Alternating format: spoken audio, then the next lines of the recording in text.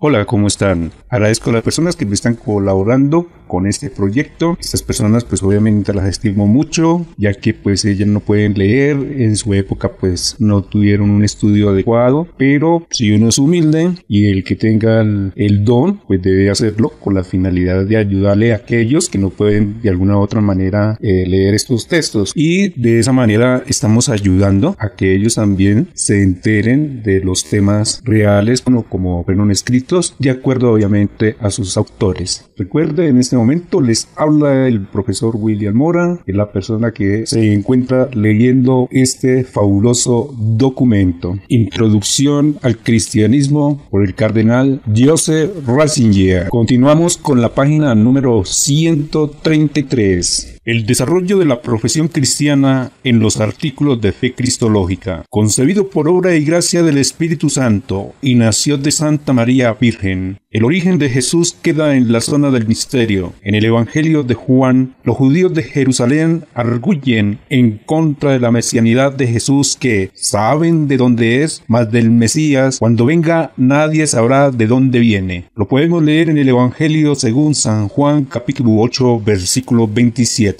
La secuencia del discurso muestra la insuficiencia de tal conocimiento sobre el origen de Jesús. Yo no he venido a mí mismo, pero el que me ha enviado es veraz, aunque vosotros no le conocéis. Pueden leer en el Evangelio según San Juan, capítulo 7, versículo 28. Interés que el origen real de Jesús es el Padre, que de él procede totalmente y de modo distinto a cualquier otro mensajero divino. Los llamados evangelios de la infancia de Mateo y Lucas nos presentan a Jesús procediendo del misterio incognoscible de Dios. Mateo y Lucas, pero especialmente este último, describen el comienzo de la historia de Jesús con palabras tomadas del Antiguo Testamento para presentar lo que aquí sucede como realización de toda la historia de la alianza de Dios con los hombres. El saludo que el ángel dirige a la Virgen en el Evangelio de Lucas se parece muchísimo al grito con el que el profeta Sofonías saludaba a la Jerusalén liberada del final de los tiempos. Pueden leer el libro de Sofonías, capítulo 3, versículo 14. Y asume las bendiciones con las que Israel celebró a sus nobles mujeres. Puede leer Jueces capítulo 4 versículo 24 y el libro de Judí capítulo 13 versículo 18 y siguientes. María es el santo resto de Israel, el verdadero Sión a donde se dirigen todas las miradas de la esperanza. En los estragos de la historia la esperanza recurre a ella. Según el texto de Lucas, con ella comienza el nuevo Israel. No solo comienza con ella, sino que ella es el resto de Israel, la santa hija de Sión, donde comienza por voluntad de Dios el nuevo inicio. El Espíritu Santo vendrá sobre ti, y la virtud del Altísimo te cubrirá con tu sombra, y por esto el Hijo engendrado será santo, será llamado Hijo de Dios. Lo pueden consultar en el Evangelio según San Lucas, capítulo 1, versículo 35. El horizonte se extiende aquí hasta la creación, superando la historia de la alianza con Israel. En el Antiguo Testamento el Espíritu de Dios es poder creador divino. Él se cernía al principio sobre las aguas. Él transformó el caos en cosmos. Podemos consultar el libro de Génesis capítulo 1 versículo 2. Con su venida surgen los seres vivientes y podemos leer el Salmo 104 versículo 30. Lo que sucederá en María será nueva creación. El Dios que de la nada llamó al ser coloca un nuevo inicio en medio de la humanidad. Su palabra se hace carne. La segunda imagen de nuestro texto, el Espíritu te cubrirá con su sombra, alude al templo de Israel y a la tienda santa del desierto, que mostraba la actualidad de Dios en la nube que revelaba y al mismo tiempo encubría la gloria de Dios. Podemos consultar en el libro de Éxodo, capítulo 40, versículos del 34 al 38, o en Reyes, capítulo 8, versículo 11.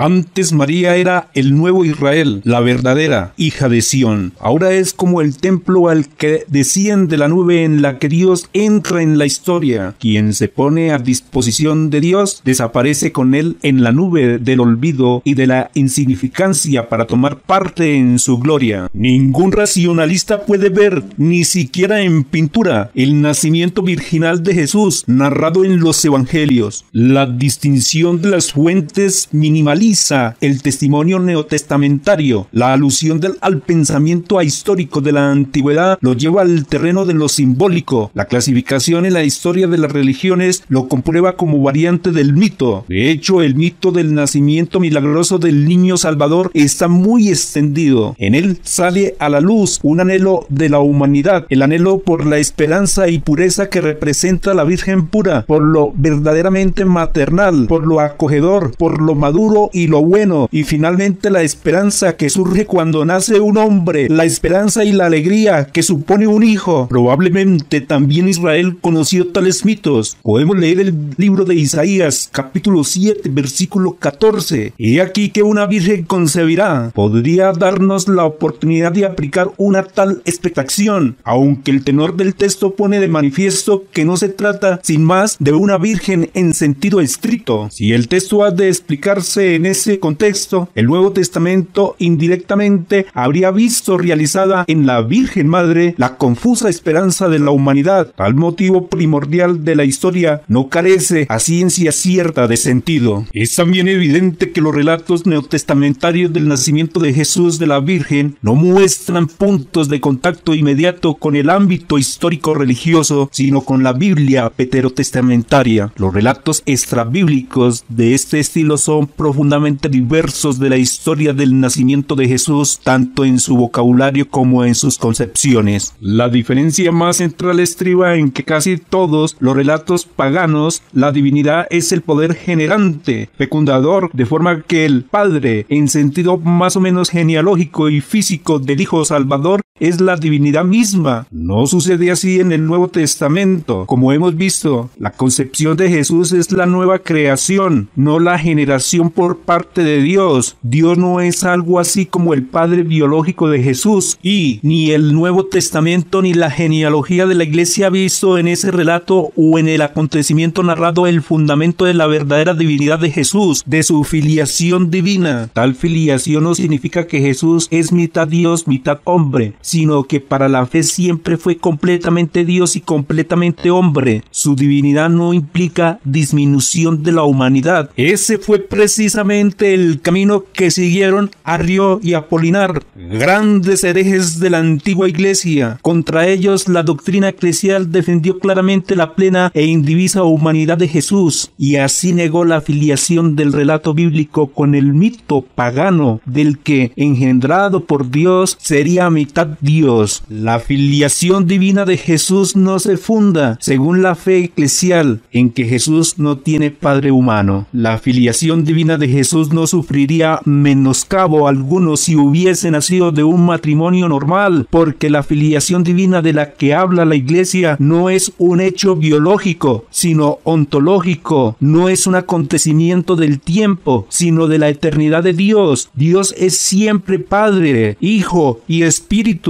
y la concepción de Jesús no significa que haya nacido un nuevo Dios Hijo, sino que Dios Hijo atrae a sí mismo la criatura hombre en el hombre Jesús, de modo que él mismo es hombre. Tampoco cambian nada dos expresiones que podrían inducir a error a los ignorantes. No afirma el relato lucano en relación con la promesa de la concepción milagrosa que lo que nazca será llamado santo, Hijo de Dios. Lo pueden consultar en el Evangelio según San Lucas, capítulo 1, versículo 35. No habla reiteradamente de la filiación divina física de Jesús y no descubre así su trasfondo mítico. Comencemos por lo último. No cabe duda de que la expresión filiación divina y física de Jesús no es feliz porque puede inducir a error. La expresión muestra cómo la teología durante casi 2000 años no pudo liberar sus conceptos lingüísticos del cascarón de su origen helénico. Físico se entiende aquí en el sentido del antiguo concepto de physis, es decir, de naturaleza, o mejor dicho, de esencia. Físico significa lo que pertenece a la esencia, filiación divina, pues significa que Jesús es Dios según el ser, no según su pura conciencia. La palabra expresa lo contrario a la representación de la pura adopción de Jesús por parte de Dios. Es claro que el término físico se entiende en el sentido de ser de Dios, no en sentido biológico generativo, sino en el plano del ser y de la eternidad divinos. Significa que en Jesús ha asumido la naturaleza humana, el que desde la eternidad pertenece físicamente, es decir, realmente, según el ser, a la relación una y trina del amor divino. ¿Qué diremos al emérito E. Chausler, que se expresa así? Como quiera que Lucas no muestra interés en el problema biológico, tampoco supera los límites que le llevarían a una comprensión metafísica. La frase es falsa casi en su totalidad. Peladamente equipara la biología con la metafísica. Esto es asombroso. La filiación divina metafísica conforme al ser se confunde según todas las apariencias con la procedencia biológica, y así se cambia totalmente el sentido de todo. Como hemos visto, es la repulsa más categórica a la concepción biológica del origen divino de Jesús. De intento afirmamos con tristeza que el plano de la metafísica no es de la biología. La doctrina eclesial de la filiación divina de Jesús no se funda en la prolongación de la historia del nacimiento virginal, sino en la prolongación del diálogo Abba-Hijo y de la relación de la palabra y del amor, que ahí se inicia, según veíamos. Su idea del ser no pertenece al plano biológico, sino al yo soy del cuarto evangelio, donde, como vimos, se ha desarrollado la total radicalización de la idea de hijo, mucho más comprensivo y de mayor alcance que las ideas biológicas del Dios hombre del mito. Todo esto lo hemos explicado detalladamente antes. Recordemos solamente, ya que esa es la impresión que se tiene, que la aversión moderna tanto al mensaje del nacimiento virginal como a la plena confesión de la filiación divina se apoya en un malentendido fundamental y en la falsa relación en la que ambas parecen verse.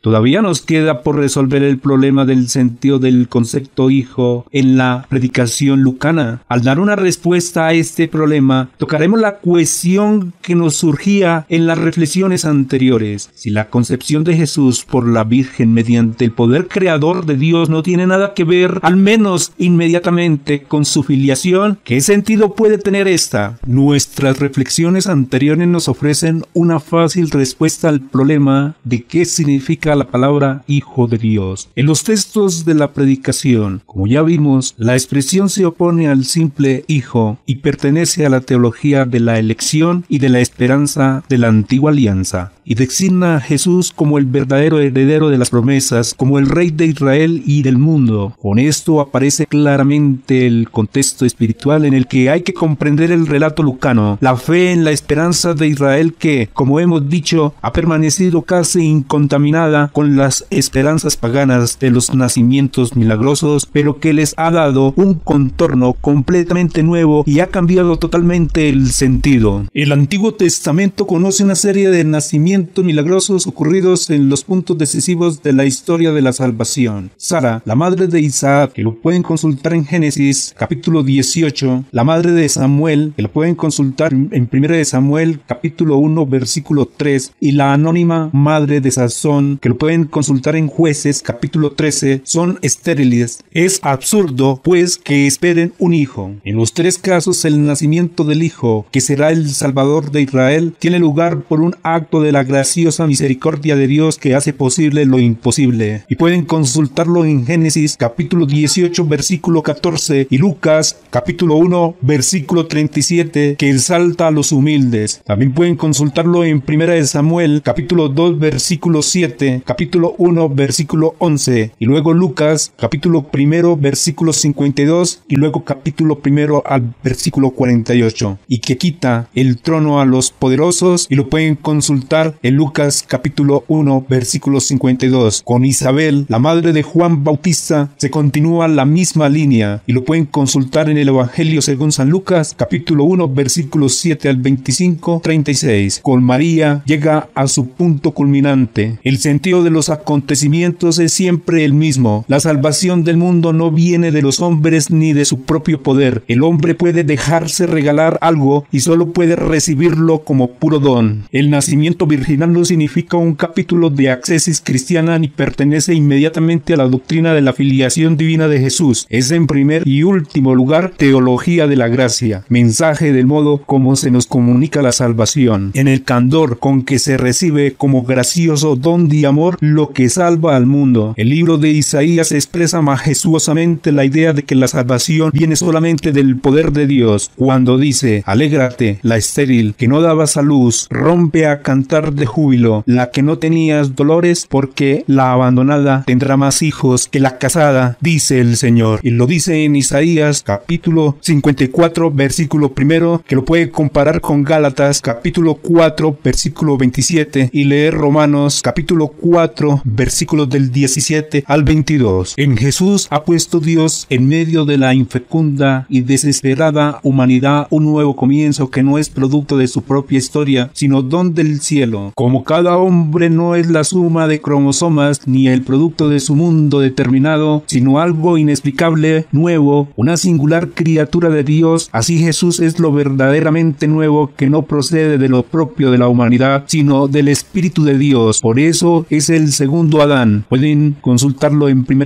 Corintios capítulo 15 versículo 47. Con él comienza una nueva encarnación. A diferencia de todos los elegidos anteriores a él, no solo recibe el Espíritu de Dios, sino que incluso en su existencia terrena, y solo él es movido por el Espíritu, es el verdadero profeta, la realización de todos los profetas. No es necesario decir que todas estas expresiones solo son significativas si el acontecimiento realmente tuvo lugar. No quieren sino revelar su sentido. Son explicación de un evento. Si no se admite esto, se convierten en edificio vacío que muy bien podría calificarse de poco serio y honrado. Por lo demás, en todos estos intentos, por muy buenas intenciones que tengan, hay una contradicción que casi podríamos calificar de trágica. Cuando hemos descubierto la corporidad del hombre con todos los hilos de nuestra existencia y podemos comprender el espíritu como encarnado, como ser cuerpo, no como tener cuerpo, se quiere salvar de la fe descorporalizándola, llevándola a la región del puro sentido, de la pura y autosuficiente explicación que solo por su falta de realidad puede sustraerse a la crítica. En realidad, la fe cristiana es la profesión de fe en que Dios no es prisionero de su eternidad y en que no está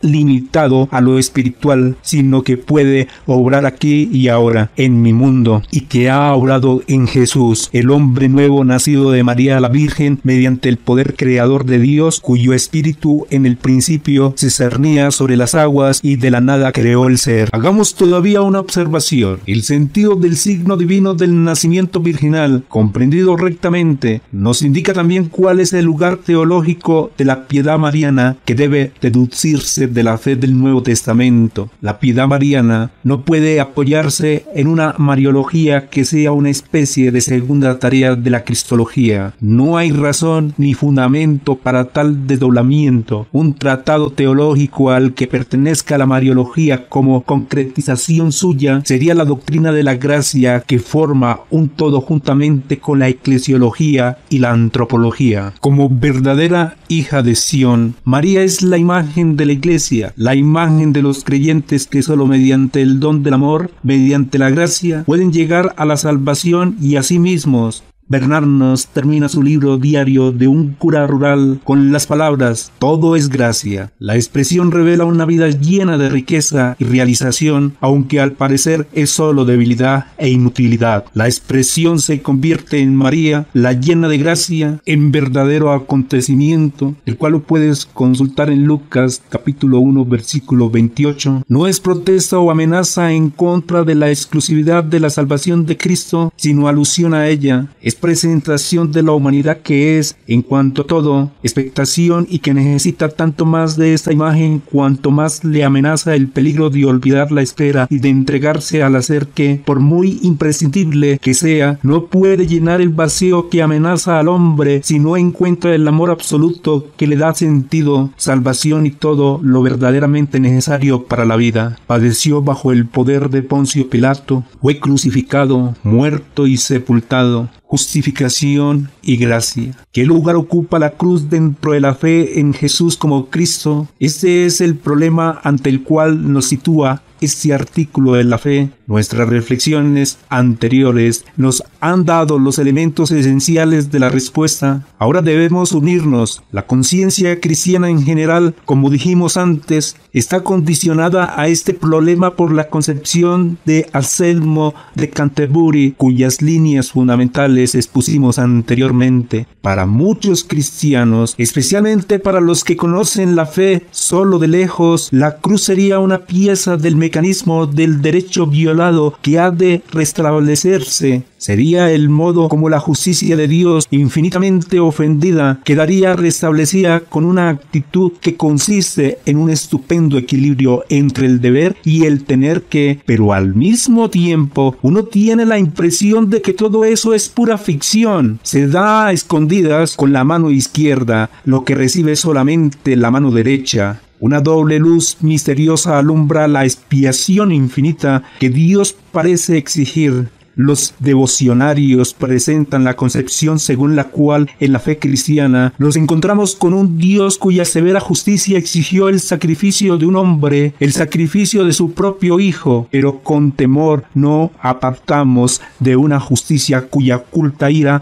hace increíble el mensaje del amor. Esta concepción se ha difundido tanto cuanto falsa es. La Biblia no nos presenta la cruz como pieza del mecanismo del derecho violado. La cruz en la Biblia es más bien expresión del amor radical que se da plenamente, acontecimiento que es lo que hace y que hace lo que es, expresión de una vida que es para los demás. Quien observe atentamente verá cómo la teología bíblica de la cruz supone una revolución en contra de las concepciones de expiación y redención de la historia de las religiones no cristianas, pero no debemos negar que la conciencia cristiana posterior la ha neutralizado y muy raramente ha reconocido todo su alcance. Por regla general, en las religiones del mundo, expiación significa el restablecimiento de la relación perturbada con Dios mediante las actitudes expiatorias de los hombres. Casi todas las religiones se ocupan del problema de la expiación. Nacen de la conciencia del hombre de su propia culpa, de superar la culpa mediante acciones expiatorias ofrecidas a la divinidad. La obra expiatoria con la que los hombres quieren expiar a la divinidad y aplacarla ocupa el centro de la historia de las religiones. El Nuevo Testamento nos ofrece una visión completamente distinta. No es el hombre quien se acerca a Dios y le ofrece un don que restablezca el equilibrio. Es Dios quien se acerca a los hombres para dispersarles un don. El derecho violado se restablece por la iniciativa del amor, que por su misericordia creadora justifica al impío y vivifica los muertos. Su justicia es gracia, es justicia activa que juzga, es decir, que hace justos a los pecadores, que los justifica. No encontramos ante el cambio que el cristianismo supuso frente a la historia de las religiones. El Nuevo Testamento nos dice que los hombres espían a Dios, no como habría de esperar, ya que ellos han pecado, no Dios. En Cristo, Dios reconcilia el mundo consigo mismo, que lo podemos leer en 2 Corintios capítulo 5 versículo 19, cosa inaudita, completamente nueva, punto de partida de la existencia cristiana y médula de la teología neotestamentaria de la cruz. Dios no espera a que los pecadores vengan a Él y espíen. Él sale a su encuentro y lo reconcilia. He ahí la verdadera dirección de la encarnación de la cruz. Según el Nuevo Testamento, pues la cruz es primariamente un movimiento de arriba abajo, no es la obra de reconciliación que la humanidad ofrece al Dios airado, sino la expresión del amor incomprensible de Dios que se anonada para salvar al hombre en su acercamiento a nosotros, no al revés. Con este cambio de la idea de expiación, médula de lo religioso, el culto cristiano y toda la existencia toma una nueva dirección. Dentro de lo cristiano, la adoración es ante todo acción de gracias por la obra salvífica recibida. Por eso, la forma esencial del culto cristiano se llama con razón Eucaristía, acción de gracias. En este culto no se ofrecen a Dios obras humanas, consiste consiste más bien en que el hombre acepta el don. No glorificamos a Dios cuando nos parece que le ofrecemos algo como si eso no fuese suyo, sino cuando aceptamos lo suyo y lo reconocemos así como Señor único. Le adoramos cuando destruimos la ficción de que somos autónomos, contrincantes suyos, cuando en verdad solo en Él y de Él podemos ser. El sacrificio cristiano no consiste en el don de lo que Dios no tendría si nosotros no le diésemos, sino que Él nos dé algo. El sacrificio cristiano consiste en dejar que Dios obre en nosotros. La cruz como adoración y sacrificio. Todavía nos quedan muchas cosas por decir. El Nuevo Testamento, leído desde el principio hasta el fin, nos sitúa ante esta cuestión. ¿El acto expiatorio de Jesús no es ofrecer un sacrificio al Padre? ¿No es la cruz el sacrificio que Cristo sumisamente ofrece al Padre? Una larga serie de textos parece describir el movimiento de la humanidad que asciende a Dios, cosa que parece contradecir lo que hemos afirmado antes. En realidad, solo con la línea ascendente no podemos comprender el estado de las cosas del Nuevo Testamento. ¿Cómo puede ilustrarse la relación mutua de ambas líneas? ¿Excluiremos una en favor de la obra? Si así obramos, ¿cuál será la razón que lo justifique? Sabemos que no podemos proceder así. En último término, nos erigiríamos la arbitrariedad de nuestra propia opinión en medida de fe. Para seguir adelante, debemos ampliar el problema y ver claramente dónde estriba el punto de partida de la explicación neotestamentaria de la cruz. Reconozcamos primeramente que para los discípulos de Jesús la cruz fue ante todo el fin, el fracaso. Ellos creyeron encontrar en Jesús al Rey que gobernaría por siempre, pero de repente se convirtieron en camaradas de un ajusticiado. La resurrección los llevó a la convicción de que Jesús era verdaderamente Rey. Solo poco a poco comprendieron el significado de la cruz. La Escritura, es decir, el Antiguo Testamento, les ayudó a reflexionar. A través de conceptos e imágenes veterotestamentarias comenzaron a comprender lo ocurrido. Los textos litúrgicos y las profecías les convencieron de que lo anunciado se había realizado en Jesús. Partiendo de ahí se podía comprender de modo completamente distinto de qué se trataba en verdad. Por eso el Nuevo Testamento explica la cruz, entre otros, con los conceptos de la teología del culto veterotestamentario. La carta a los Hebreos nos ofrece la más consecuente continuación de tal tarea. En ella, la muerte de Jesús en la cruz se relaciona con el rito y la teología de la fiesta judía de la reconciliación y se explica como verdadera fiesta de reconciliación cósmica. Podemos exponer brevemente el raciocinio de la carta a los Hebreos. Todo sacrificio de la humanidad, todo intento de reconciliarse con Dios mediante el culto y los ritos de los que el mundo está saturado son inútiles por ser obra humana, ya que Dios no busca toros, machos cabrios o lo que se pueda ofrecer ritualmente.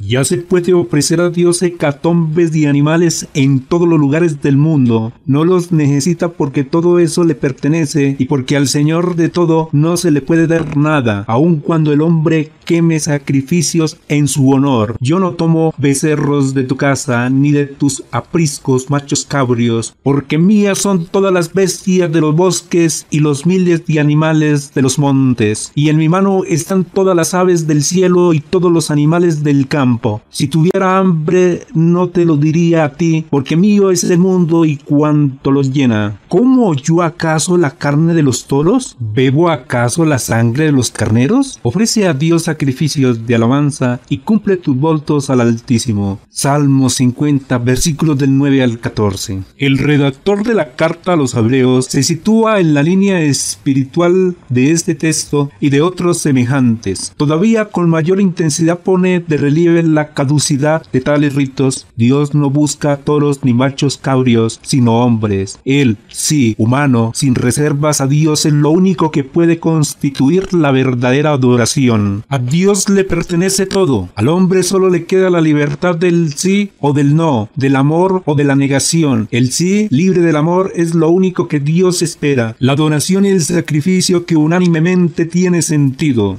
La sangre de toros y machos cabríos no puede sustituir ni representar el sí humano dado a Dios, por el que el hombre se entrega nuevamente a Dios. Pues, ¿qué dará el hombre a cambio de su alma? Pregunta el evangelista Marcos en el capítulo 8, versículo 37. La respuesta reza así: no hay nada en el mundo que pueda compensarlo. Todo el culto precristiano se funda en la idea de sustitución, de representación. Quiere sustituir lo que es insustituible, por eso es necesariamente pasajero o transitorio. La carta a los Hebreos, a la luz del acontecimiento Cristo, muestra el balance sombrío de la historia de las religiones en un mundo saturado de sacrificios. Esto podía parecer un ultraje inaudito. Sin reservas, puede atreverse a manifestar el pleno naufragio de las religiones porque ha adquirido un nuevo sentido completamente nuevo. Quien desde lo legal religioso era un laico, el que no desempeñaba ninguna función en el culto de Israel, era el único sacerdote verdadero, como dice el texto. Su muerte, que históricamente era un acontecimiento completamente profano, la condena de un criminal político, fue en realidad la única liturgia de la historia humana. Fue liturgia cósmica por la que Jesús entró en el templo real, es decir, en la presencia de Dios, no en el círculo limitado de la escena cúltica en el templo, sino ante los ojos del mundo. Por su muerte no ofreció cosas, sangre de animales o cualquier otra cosa, sino que se ofreció a sí mismo, y podemos leerlo en Hebreos capítulo 9, versículo 11 y siguientes. Observemos la transformación operada en la carta a los Hebreos, que es al mismo tiempo el núcleo de la misma. Lo que considerado terrenamente era un acontecimiento profano, era el verdadero culto de la humanidad, ya que quien eso hizo rompió el espacio de la escena litúrgica y se entregó a sí mismo. A los hombres les arrebató de las manos las ofrendas sacrificiales y en su lugar ofreció su propia personalidad, su propio yo. Nuestro texto con la que realizó la justificación. Pero esta sangre no hemos de concebirla como un don material, como un medio de expiación cuantitativo, sino simplemente como la corrección del amor del que dice Juan que llega hasta el fin. Lo podemos leer en Juan capítulo 13, versículo 1. Es expresión de la totalidad de su don y de su servicio. Es encarnación del hecho de que se entregó ni más ni menos a sí mismo. El gesto del amor que todo lo da fue, según la carta a los Hebreos, la verdadera reconciliación cósmica, la verdadera y definitiva fiesta de la reconciliación. Jesucristo es el único culto y el único sacerdote que lo realiza. La esencia del culto cristiano. La esencia del culto cristiano no es, pues, el ofrecimiento de cosas ni la destrucción de las mismas, como a partir del siglo XVI afirmaban las teorías del sacrificio de la misa. Se decía que de esa forma se reconocía la supremacía de Dios. El acontecimiento Cristo y su explicación bíblica ha superado todos esos ensayos de ilustración. El culto cristiano consiste en lo absoluto del amor que solo podía ofrecer aquel en quien el amor de Dios se ha hecho amor humano. Consiste en una nueva forma de representación innata al amor, en que Él sufrió por nosotros y que nosotros nos dejemos tomar por Él. Hemos de dejar, pues, a un lado nosotros intentos de justificación que en el fondo solo son excusas que nos distancian de los demás. Adán quiso justificarse, excusándose, echando la culpa a otro, en último término acusando a Dios. La mujer que me diste por compañera me dio del fruto del árbol. Lo pueden leer en Génesis capítulo 3, versículo 12. Dios nos pide que en lugar de la autojustificación que nos separa de los demás, aceptemos unirnos a Él y que con Él y en Él nos hagamos adoradores. Ahora podemos responder brevemente a algunas cuestiones que surgen en nuestro camino. Primero, en relación con el mensaje del amor del Nuevo Testamento, se tiende hoy día a disolver el culto cristiano en el amor a los hermanos, en la cohumanidad y a negar el amor directo a Dios o la adoración de Dios. Se afirma la relación horizontal, pero se niega la verticalidad de la relación inmediata con Dios. No es difícil ver, después de lo que hemos afirmado, porque esta concepción tan afín al cristianismo a primera vista destruye también la concepción de la verdadera humanidad. El amor a los hermanos, que quiere ser autosuficiente, se convertiría en el supremo egoísmo de la autoafirmación. El amor a los hermanos negaría su última apertura, tranquilidad y entrega a los demás si no aceptase de que ese amor también ha de ser redimido por el único que amó real y suficientemente. A fin de cuentas, molestaría a los demás e incluso a sí mismo, porque el hombre no solo se realiza en la unión con la humanidad, sino ante todo en la unión del amor desinteresado que glorifica a Dios. La adoración simple y desinteresada es la suprema posibilidad del ser humano y su verdadera y definitiva liberación. Segundo, las devociones habituales de la pasión nos plantean ante todo el problema del modo como el sacrificio y consiguientemente la adoración depende del dolor y viceversa. Según lo que dijimos antes, el sacrificio cristiano no es sino éxodo del para que se abandona a sí mismo, realizando fundamentalmente en el hombre que es pleno éxodo, plena salida de sí mismo por amor. Según eso, el principio constitutivo del culto cristiano es ese movimiento de éxodo en su doble y única dirección hacia Dios y hacia los demás. Cristo lleva al ser humano a Dios, por eso lo lleva a su salvación. El acontecimiento de la cruz es, pues, el pan de vida para todos. Podemos leer Lucas capítulo 22 versículo 19. Porque el crucificado ha fundido el cuerpo de la humanidad en el sí de la adoración. Es, por tanto, plenamente antropocéntrico, plenamente relacionado con el hombre, porque es teocentrismo radical, abandono del yo y del ser humano a Dios. Como este éxodo del amor es el éxtasis del hombre que sale de sí mismo, en el que éste está en tensión perpetua consigo mismo, separado y muy sobre sus posibilidades de distensión, así la adoración, sacrificio, siempre es también cruz, dolor de separación, muerte del grano de trigo que solo da frutos y muere. Pero eso indica que lo doloroso es un elemento secundario nacido de algo más fundamental que lo precede y que le da sentido. El principio constitutivo del sacrificio no es la destrucción, sino el amor. En cuanto que el amor rompe, abre, crucifica y divide, todo esto pertenece al amor como forma del mismo, en un mundo marcado con el sello de la muerte y del egoísmo. Unas palabras de Joan Danilio me parecen muy aptas para ilustrar estas ideas, aunque él las pronuncia en un contexto diferente. Entre el mundo pagano y la Trinidad bienaventurada no hay más que un paso, que es el de la cruz de Cristo. Habrá pues de qué extrañarse de que, una vez puestos a establecernos en ese intervalo para tejer entre el mundo paganizado y la Trinidad los hilos que los han de unir en una manera misteriosa, nada podemos hacer más que por medio de la cruz. Es preciso que nos configuremos a esta cruz, que la llevemos sobre nosotros y que, como dice San Pablo del misionero, llevemos siempre en nuestro cuerpo la muerte de Jesús. Podemos leerlo en 2 Corintios capítulo 4 versículo 10. Esta división que nos crucifica, esa incompatibilidad en la que nos vemos de llevar al mismo tiempo el amor de la Trinidad Santísima y el amor hacia el mundo extraño a esa Trinidad, es la pasión del unigénito de la que nos llama Él a participar, el que ha querido cargar con esta separación para poder destruirla en sí, aun cuando no ha podido destruirla más que cuando ha cargado con ella en primer término. Cristo va desde un extremo a otro, sin abandonar el seno de la Trinidad. Se llega hasta los extremos límites de la miseria humana y llena todo este espacio. Esta extensión de Cristo, cuyo signo constituyen las 4 dimensiones de la cruz,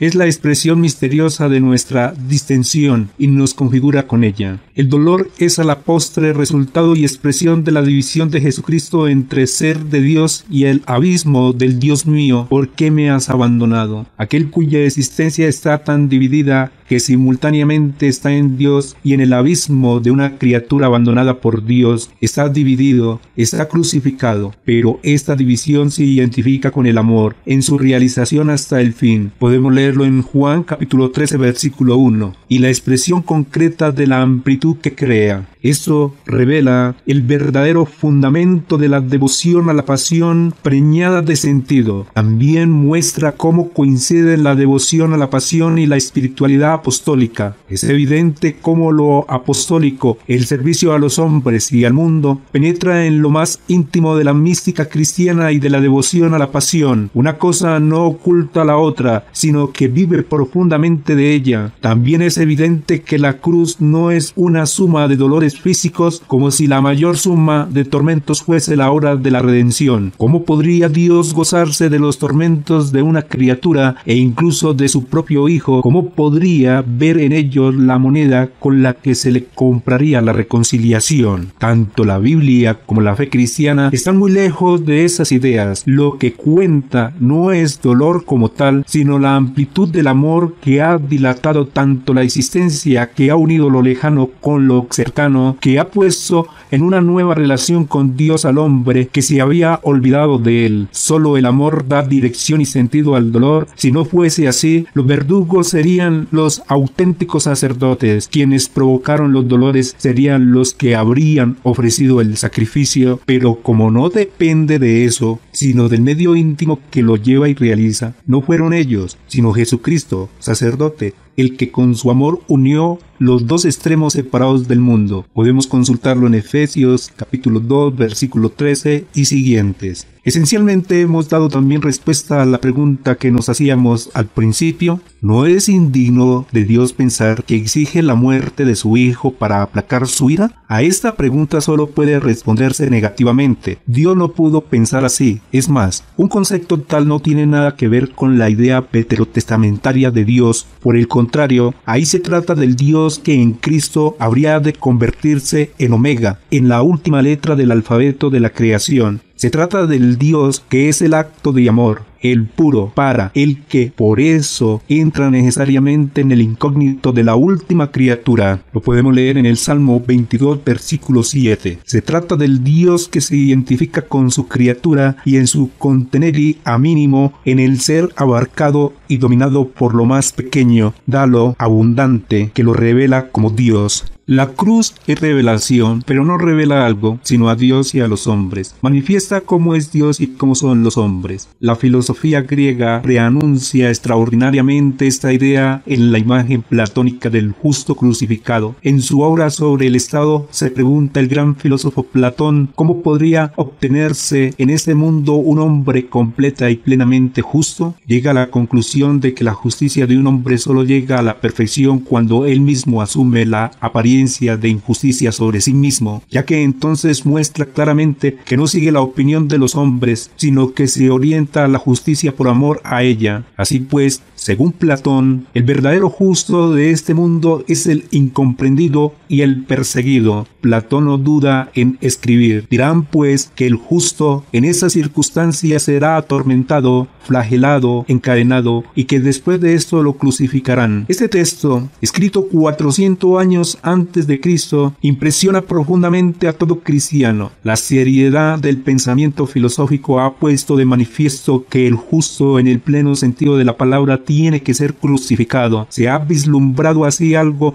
de la revelación del hombre ofrecida en la cruz. El hecho de que cuando apareció el justo por excelencia fuese crucificado y ajusticiado nos dice despiadadamente quién es el hombre. Eres tal que no puedes soportar al justo, eres tal que al amante lo escarneces, lo azotas, lo atormentas. Eso eres porque, como injusto, siempre necesitas de la injusticia de los demás para sentirte disculpado. Por eso no necesitas al justo que quiere quitarle la excusa. Eso es lo que eres. Esto es lo que ha resumido Juan en el exe homo de Pilato. Fundamentalmente quiere decir eso son los hombres. Eso es el hombre. La verdad del hombre es su carencia de verdad. El Salmo dice que el hombre es engañoso. Salmo 116, versículo 11. Manifiesta así lo que el hombre es realmente. La verdad del hombre es que él siempre se levanta en contra de la verdad. El justo crucificado es el espejo que se presenta ante los ojos del hombre para que vea claramente lo que es, mas la cruz no solo revela al hombre, sino a Dios. Dios es tal que en este abismo se ha identificado con el hombre y lo juzga para salvarlo. En el abismo de la repulsa humana se manifiesta más aún el abismo inagotable del amor divino. La cruz es, pues, el verdadero centro de la revelación, de una revelación que no nos manifiesta frases antes desconocidas, sino que nos revela a nosotros mismos al ponernos ante Dios y a Dios en medio de nosotros.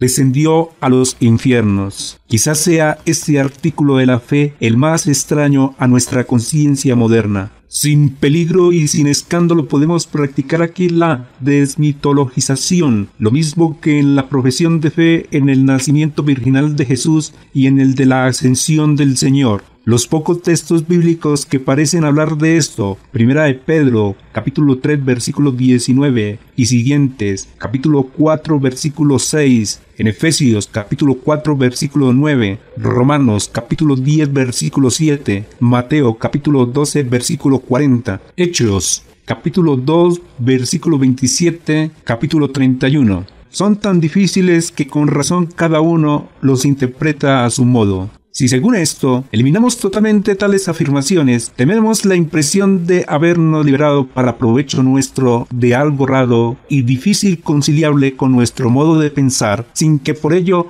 debamos considerarnos particularmente infieles o culpables. ¿Pero qué hemos conseguido con ello? ¿Se ha eliminado así la importancia y la oscuridad de lo real? Cuando una persona quiere liberarse de un problema, lo niega simplemente o se lo plantea. La primera solución es más cómoda, pero la segunda tiene consecuencias más amplias. ¿No deberíamos, en vez de excluir el problema, ver de qué modo nos atañe este artículo de la fe al que está subordinado el sábado de gloria en el correr del año litúrgico y cómo expresa singularmente la experiencia de nuestro siglo? El Viernes Santo miramos al crucificado. El sábado santo es, en cambio, el día de la muerte de Dios, el día que expresa la inaudita experiencia de nuestro tiempo, el día que nos habla de la ausencia de Dios, el día en que Dios está bajo tierra, ya no se levanta ni habla, ya no es preciso discutir con Él, basta simplemente pasar por encima de Él. Dios ha muerto, hemos matado a Dios. La frase de Nietzsche pertenece lingüísticamente a la tradición de la devoción cristiana a la pasión, expresa el contenido del sábado santo, el descendimiento a los infiernos. Este artículo del símbolo nos recuerda dos escenas bíblicas. La primera es la terrible narración veterotestamentaria en la que Elías exige a los sacerdotes de Baal que su Dios consuma el sacrificio con el fuego. Suplican los sacerdotes de Baal a su Dios, pero este no responde. Elías se burla de ellos como se ríe cualquier racionalista de un hombre piadoso que no consigue lo que suplican sus oraciones.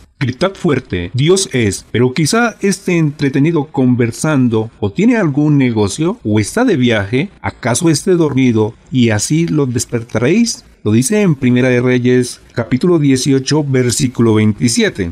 Al leer la narración de esta historia, al ver a Elías que se burla de los sacerdotes de Baal, tenemos la impresión de encontrarnos nosotros en la misma situación. Se burlarán de nosotros. Al parecer tienen razón el racionalista cuando nos dice que gritemos más, que quizá nuestro Dios esté dormido. Bajó a los infiernos. He aquí la verdad de nuestra hora, la bajada de Dios al silencio, al oscuro silencio de la ausencia. Hablemos también de los discípulos de Emaús, que lo encontramos en Lucas capítulo 24, versículos del 13 al 35. También alude a este tema, junto con la historia de Elías y la narración neotestamentaria en la que el Señor duerme en medio de la tempestad. Lo podemos consultar en el Evangelio de según San Marcos, capítulo 4, versículos 35 al 41 y par. Los discípulos huidos conversan que su esperanza ha muerto. Para ellos ha tenido lugar algo así como la muerte de Dios. Se ha extinguido la llama en la que Dios parecía haber hablado. Ha muerto el enviado de Dios. No queda sino vacío completo. Nadie responde. Pero cuando hablan de la muerte de su esperanza, cuando creen no ver ya a Dios, se dan cuenta de que la esperanza vive todavía en medio de ellos, de que el Dios, o mejor dicho, la imagen de Dios que ellos habían forjado, tenía que desaparecer para volver después con más vida. Tenía que caer la imagen de Dios que ellos habían ideado para que sobre las ruinas de la casa destruida pudiesen de nuevo contemplar el cielo y aquel que siempre es infinitamente más grande. Así lo ha expresado Eichendorff con el lenguaje tierno, para nosotros un poco ingenuo, de su tiempo. Tú eres lo que construimos, sobre nosotros se rasga la dulzura, miramos al cielo, por eso no me quejo. El artículo de la fe en el descendimiento a los infiernos nos recuerda que la revelación cristiana habla del Dios que dialoga, pero también del Dios que calla. Dios no es solo la palabra comprensible, está también el motivo silencioso, inaccesible, incomprendido e incomprensible que se nos escapa.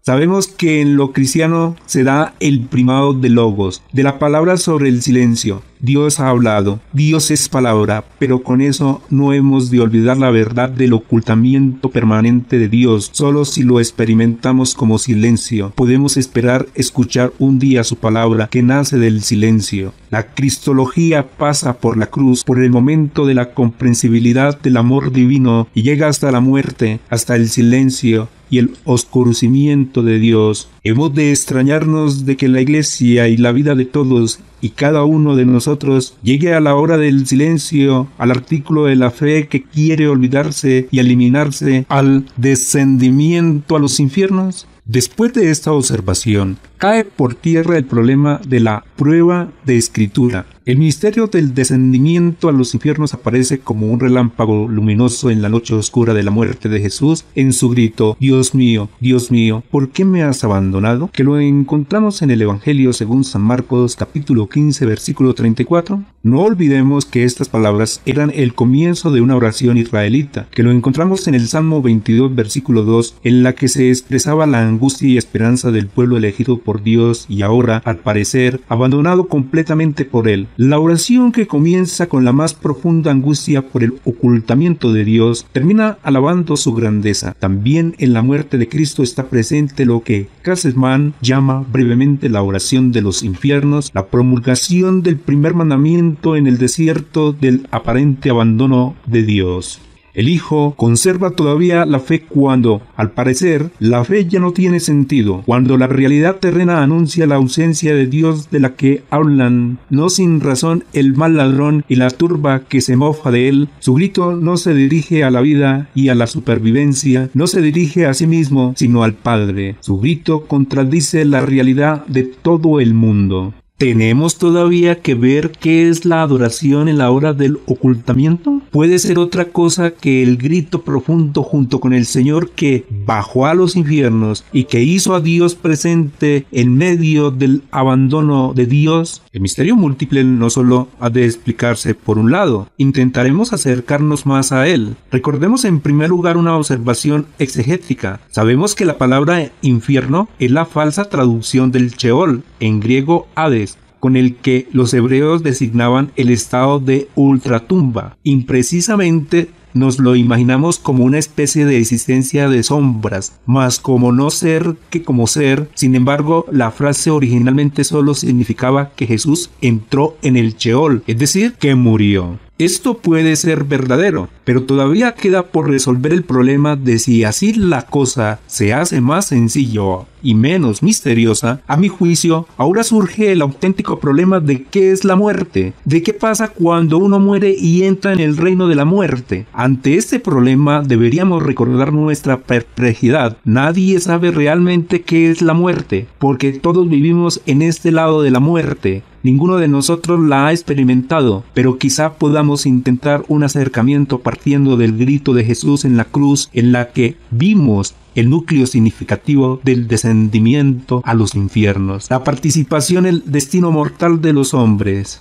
En esa oración de Jesús, lo mismo que en la escena del huerto de los olivos, la médula de la pasión no es el dolor físico, sino la soledad radical, el completo abandono. A la postre, su ser más íntimo está solo. Esa soledad universal que es, sin embargo, la verdadera situación en que se halla el hombre, supone la contradicción más profunda con su simple compañía. Por eso la soledad es la región de la angustia que se funda en el destino de un ser que tiene que ser y que sin embargo choca con lo imposible. Ilustremos esto con un ejemplo. Supongamos que un niño tiene que atravesar un bosque en una noche oscura. Tendrá mucho miedo aunque alguien le haya demostrado que no hay nada que temer, que nada le puede infundir temor. Cuando se encuentre solo en medio de la oscuridad, cuando sienta la soledad radical, surgirá el miedo, el auténtico miedo humano, que no es miedo de algo sino de sí mismo. El miedo ante una cosa es fundamentalmente inofensivo, puede ser desterrado huyendo del objeto que infunde el miedo. Por ejemplo, cuando se tiene miedo de un perro rabioso, todo se arregla atando al perro, Pero aquí nos encontramos con algo mucho más profundo. En su última soledad, el hombre no teme algo determinado de lo que pueda huir. Por el contrario, siente miedo de la soledad, de la inquietud, de la inseguridad, de su propio ser, que él no puede superar racionalmente. Tomemos otro ejemplo. Supongamos que alguien tiene que pasar la noche en vela ante un cadáver. Su situación le puede parecer inquietante, aun cuando puede convencerse a sí mismo de que todo ese miedo carece de sentido. Sabe muy bien que el muerto no puede dañarle, que su situación sería quizá más peligrosa si esa persona viviese. Aquí surge una clase de miedo completamente distinta. No es miedo de algo, sino miedo de estar solo con la muerte, miedo de la soledad en sí misma, miedo de la inseguridad de la existencia. Ahora preguntamos, ¿cómo puede superarse ese miedo si cae por tierra la prueba que intenta demostrar que es absurdo? El niño perderá el miedo en el momento en que una mano lo coja y lo guíe, cuando alguien le hable. Es decir, perderá el miedo en el momento en que sienta la coexistencia de una persona que le ama. Igualmente, el que vela a un muerto perderá el miedo cuando otra persona esté con él, cuando sienta la cercanía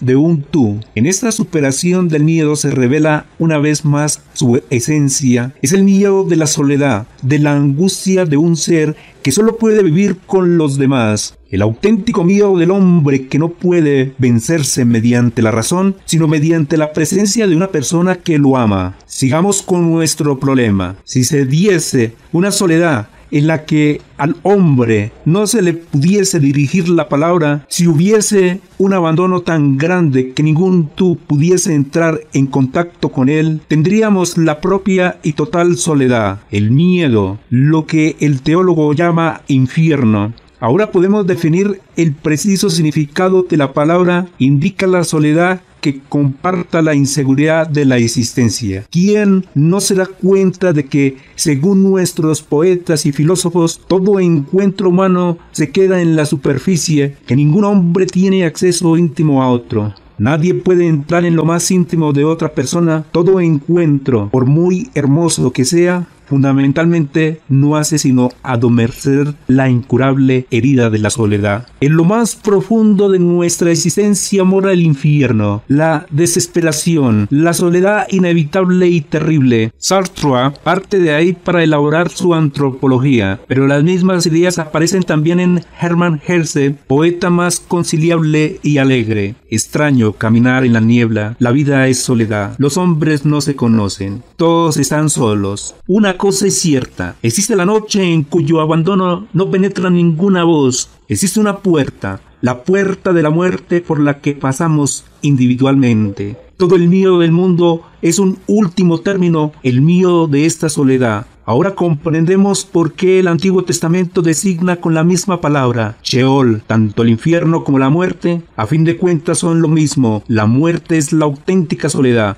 La soledad en la que no puede penetrar el amor, el infierno. Volvemos así a nuestro punto de partida, al artículo de fe sobre el descendimiento a los infiernos. La frase afirma pues que Cristo pasó por la puerta de nuestra última soledad, que en su pasión entró en el abismo de nuestro abandono. Allí donde ya no podemos oír ninguna voz, está Él. El infierno queda así superado, mejor dicho, ya no existe la muerte que antes era el infierno. El infierno y la muerte ya no son lo mismo que antes, porque la vida está en medio de la muerte, porque el amor mora en medio de ella. El infierno, o como dice la Biblia, la segunda muerte, que lo podemos consultar en Apocalipsis 20, versículo 14, es ahora el voluntario encerrarse en sí mismo. La muerte ya no conduce a la soledad, las puertas del Sheol están abiertas. Creo que en esta línea hay que comprender fundamentalmente los textos de los padres que hablaban de la salida de los muertos de sus sepulcros, de la apertura de las puertas del infierno, textos que se implementaron mitológicamente. También hay que comprender así el texto, al parecer tan mítico, del Evangelio de Mateo, donde se nos dice que con la muerte de Jesús se abrieron las tumbas y que salieron los cuerpos de los santos.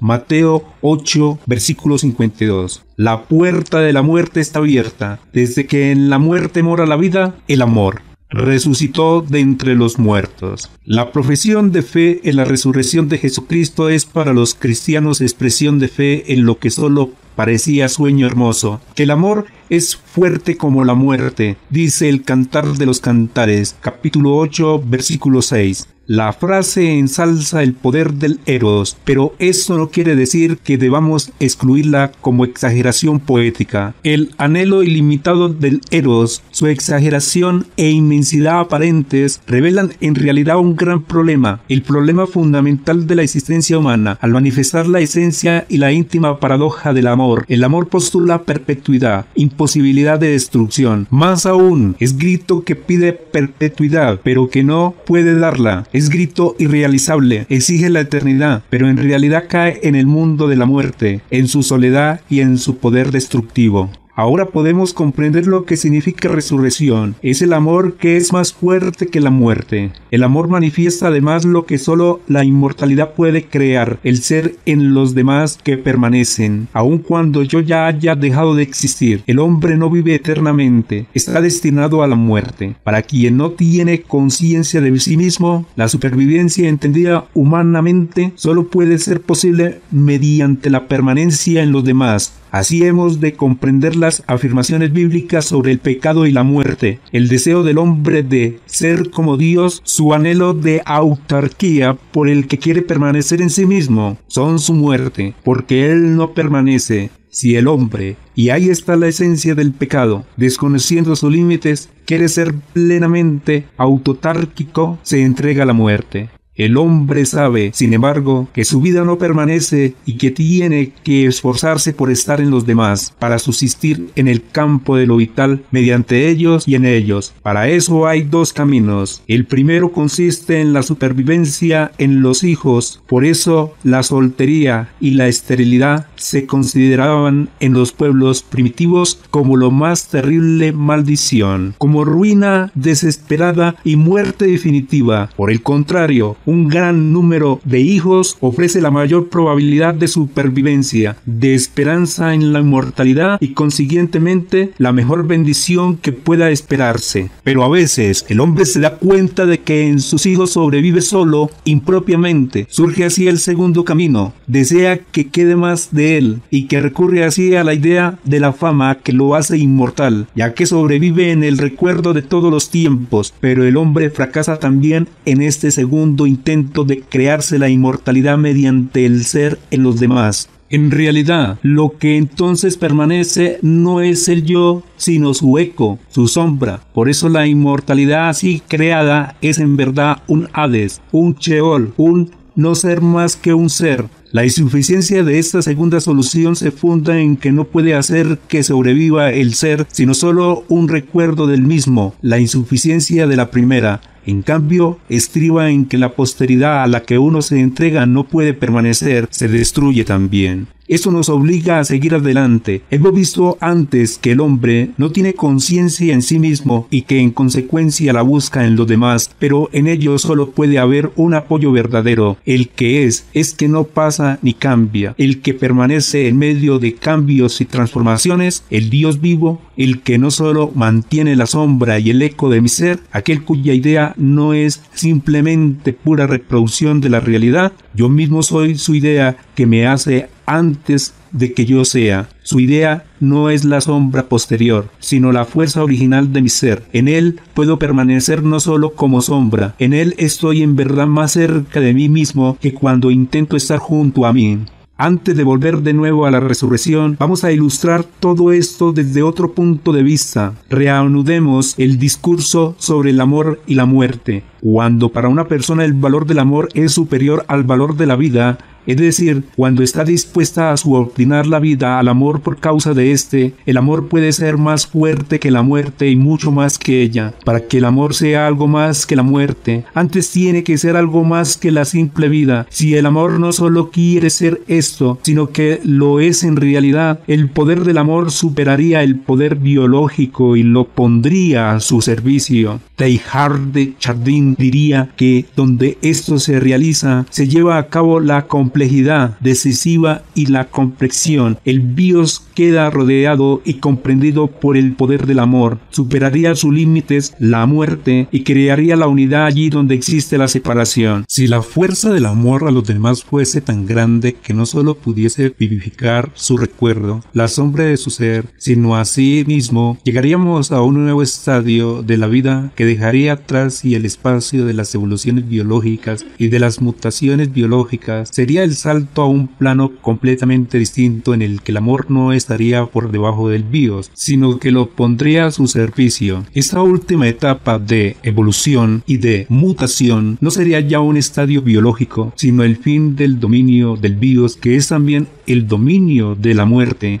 Se abriría el espacio que en la Biblia griega llama Zoe, es decir, vida definitiva que deja tras sí el poder de la muerte. Este último estadio de la evolución, que es lo que necesita el mundo para llegar a su meta, no caería dentro de lo biológico, sino que sería inaugurado por el espíritu, por la libertad, por el amor. Ya no sería evolución, sino decisión y don al mismo tiempo. ¿Pero qué tiene esto que ver con la fe en la resurrección de Jesús? Antes hemos considerado el problema de las dos inmortalidades posibles para el hombre, que no eran sino aspectos de la misma e idéntica realidad. Dijimos que el hombre no tenía consistencia propia, que solo podía persistir si sobrevivía en los demás. Y hablando de los demás dijimos que solo el amor que asume al amado en sí mismo, en lo propio, posibilita este estar en los demás. A mi entender, estos dos aspectos se reflejan en las dos expresiones con las que el Nuevo Testamento afirma la resurrección del Señor. Jesús ha resucitado y Dios Padre ha resucitado a Jesús. Ambas expresiones coinciden en que el amor total de Jesús a los hombres que le llevó a la cruz se realiza en el éxodo total al Padre y que es ahí más fuerte que la muerte porque es al mismo tiempo total ser mantenido por Él. Prosigamos nuestro camino. El amor funda siempre una especie de inmortalidad. Incluso en sus estadios prehumanos apunta en esta dirección, pero para él fundamentar la inmortalidad no es algo accidental, algo que hace entre otras muchas cosas, sino que procede propiamente de su esencia. La inmortalidad siempre nace del amor, no de la autarquía.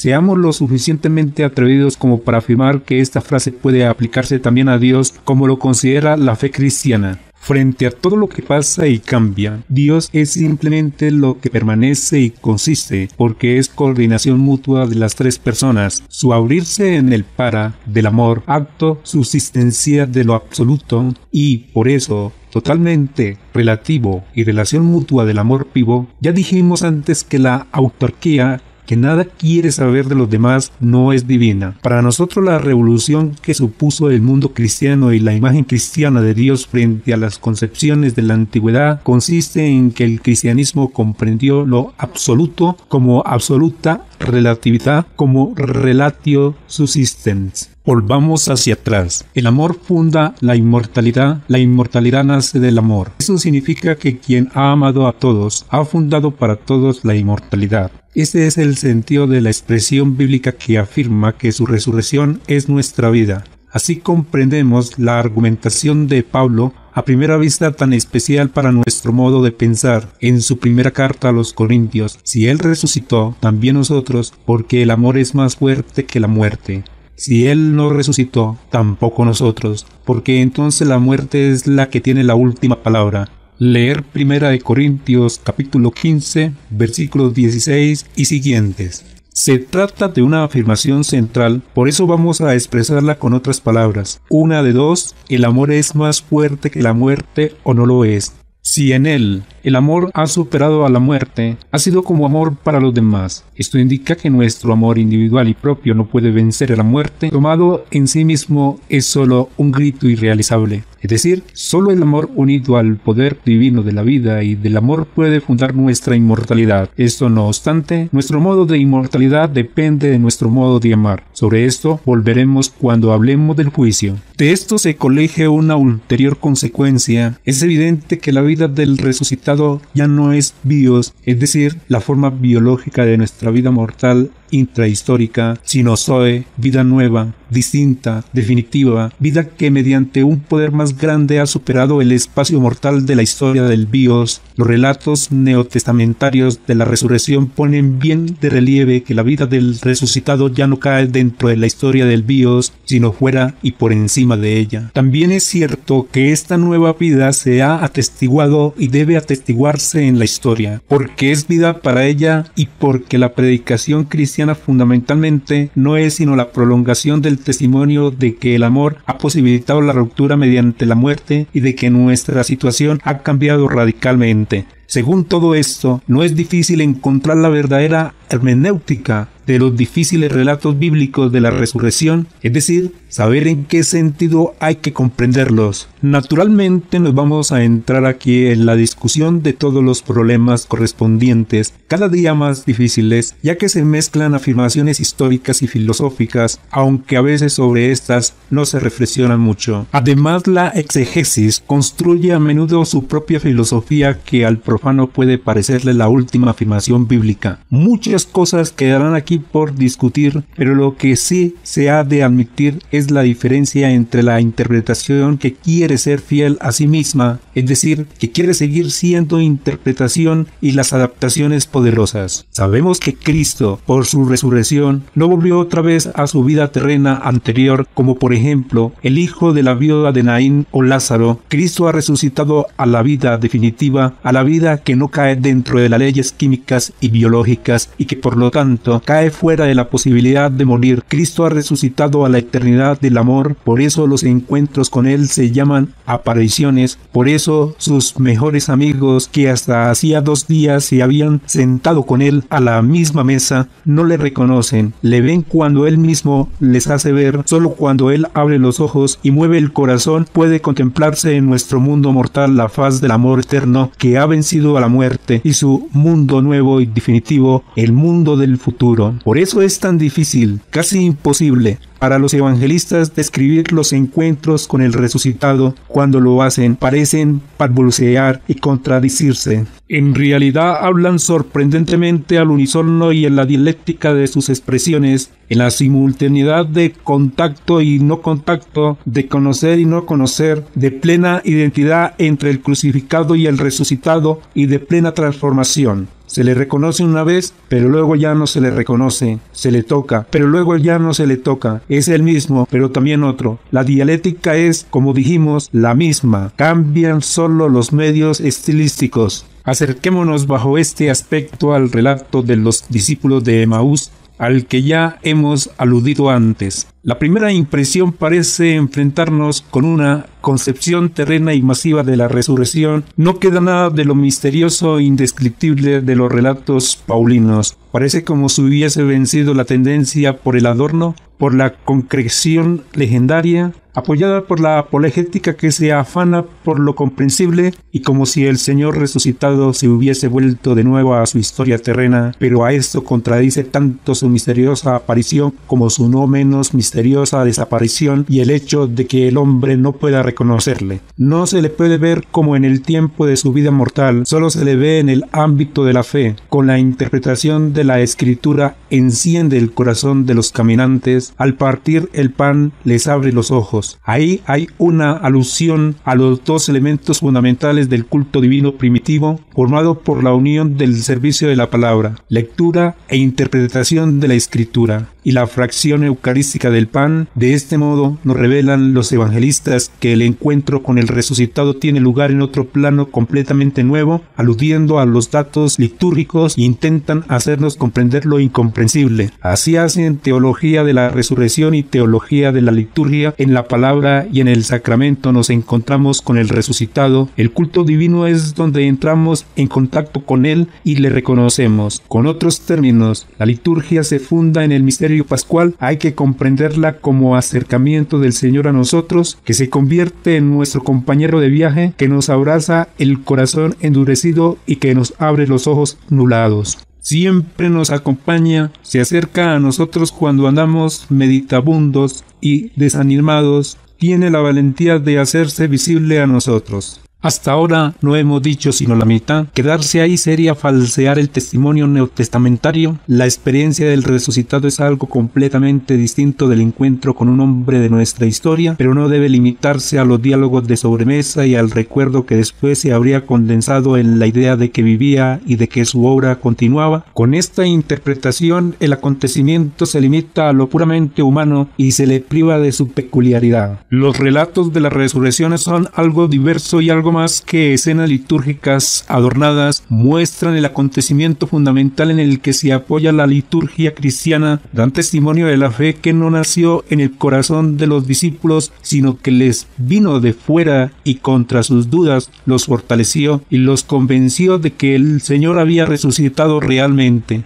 Solo si aceptamos seriamente todo esto permaneceremos fieles al mensaje del Nuevo Testamento. Solo así conservaremos su alcance universal e histórico. Querer, por una parte, eliminar cómodamente la fe en el misterio de la intervención poderosa de Dios en este mundo, y por la otra, querer tener la satisfacción de permanecer en el campo del mensaje bíblico, no conduce a nada. No satisface ni a la lealtad de la razón, ni a la exigencia cristiana y a la religión dentro de los límites de la razón pura. Se impone la elección.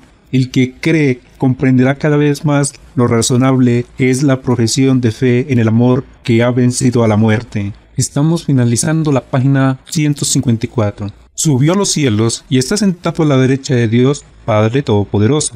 Para nuestra generación, sacudida críticamente por Bullmann, la ascensión y el discernimiento a los infiernos constituye la expresión de la imagen del mundo en 3 pisos, que llamamos mítica y creemos haber superado definitivamente. El mundo de arriba y de abajo es siempre mundo, regido por las mismas leyes físicas e investigable por los mismos métodos. El mundo no tiene pisos, los conceptos arriba y abajo son relativos, dependen del lugar que ocupe el observador. Como no se da un punto absoluto de relación, la Tierra ciertamente no nos lo ofrece. No se puede hablar de arriba y de abajo, de izquierda y de derecha. El mundo no ostenta direcciones fijas. Nadie se molesta hoy día en discutir seriamente tales concepciones. Ya no creemos en el mundo entendido espacialmente como un edificio de 3 pisos, pero ¿es esto lo que se afirma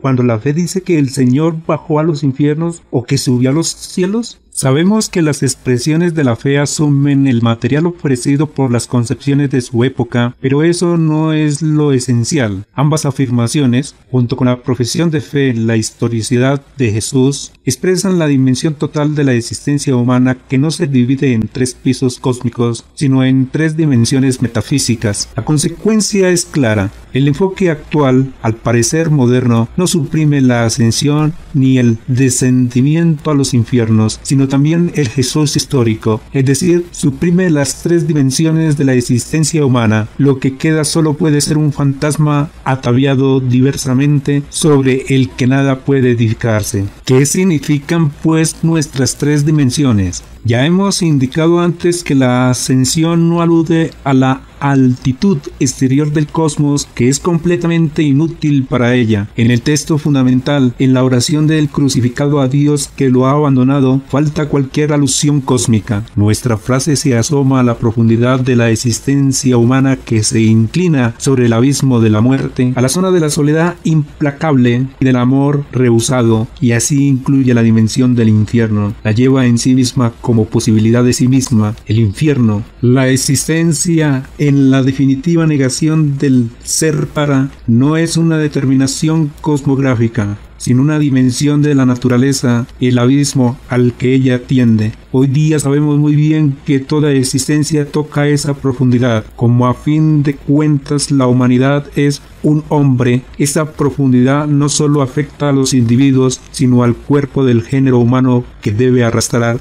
esta profundidad como todo. Una vez más comprendemos por qué Cristo, un nuevo Adán, quiso conllevar esta profundidad y no quiso permanecer separado de ella en sublime distancia. Por el contrario, ahora se ha hecho posible la total negación en su pleno carácter abismal. La ascensión de Cristo alude también al otro extremo de la existencia humana, que, por encima de sí misma, se extiende hacia arriba y hacia abajo, como antipolo del aislamiento radical, de la intocabilidad, del amor rehusado. Esta existencia comporta la posibilidad de contacto con otros hombres en el contacto con el amor divino, de modo que el ser humano puede encontrar su lugar geométrico en lo íntimo del ser de Dios. Estas dos posibilidades, expresadas con las palabras cielo e infierno, son posibilidades del hombre, pero de modo muy distinto, de modo completamente diverso. El hombre puede darse a sí mismo la profundidad que llamamos infierno. Hablando con claridad,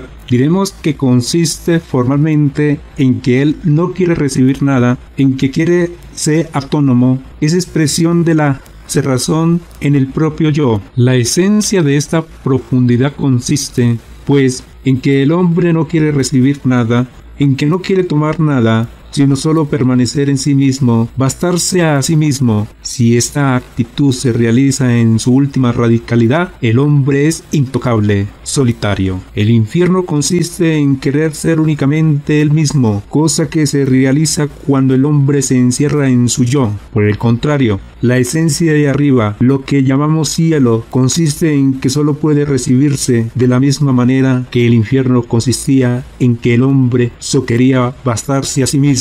El cielo es esencialmente lo no hecho, lo no factible. Con terminología de escuela, alguien ha dicho que es como gracia de un domum indebitum et superadditum naturae, un don indebido y añadido a la naturaleza. El cielo como amor realizado siempre puede regalarse al hombre. Su infierno, en cambio, es soledad de quienes no aceptan el don, de los que rehúsan el estado de mendigos y se encierran en sí mismos. Todo esto nos muestra qué es el cielo considerado cristianamente. No hemos de considerarlo como un lugar eterno y supramundano, ni tampoco como una región eterna y metafísica. Diremos más bien que se entrelazan el cielo y la ascensión de Cristo al cielo. Solo en esta unión veremos el sentido cristológico, personal e histórico del mensaje cristiano sobre el cielo. Repitámoslo, el cielo no es un lugar que antes de la ascensión de Cristo estaría cerrado por un decreto justiciero y positivista de Dios, pero que después estaría abierto también positivísticamente. La realidad cielo nace más bien mediante la unión de Dios y el hombre. Hemos de definir el cielo como un contacto de la esencia del hombre con la esencia de Dios. Esta unión de Dios y el hombre en Cristo, que venció al bios por la muerte, se ha convertido en vida nueva y definitiva. El cielo es, pues, el futuro del hombre y de la humanidad, futuro que no puede darse a sí mismo, futuro que por vez primera se abrió en el hombre por quien Dios entró en el ser hombre.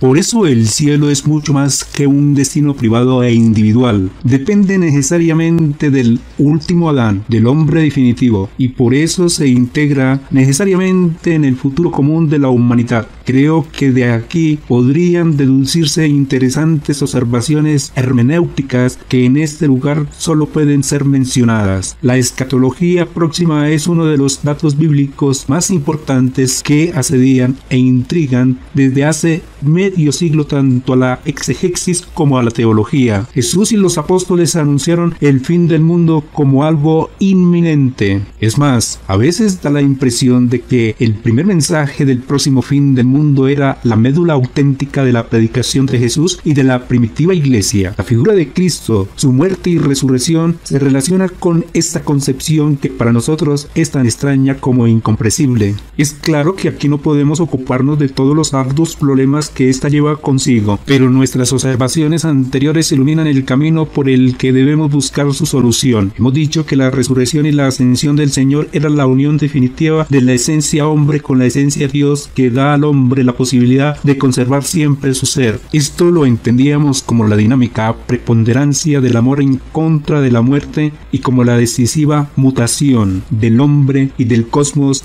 en la que se desaparecen los límites del bios y se crea un nuevo espacio existencial. Cuando esto se realiza, se inicia la escatología, el fin del mundo. L.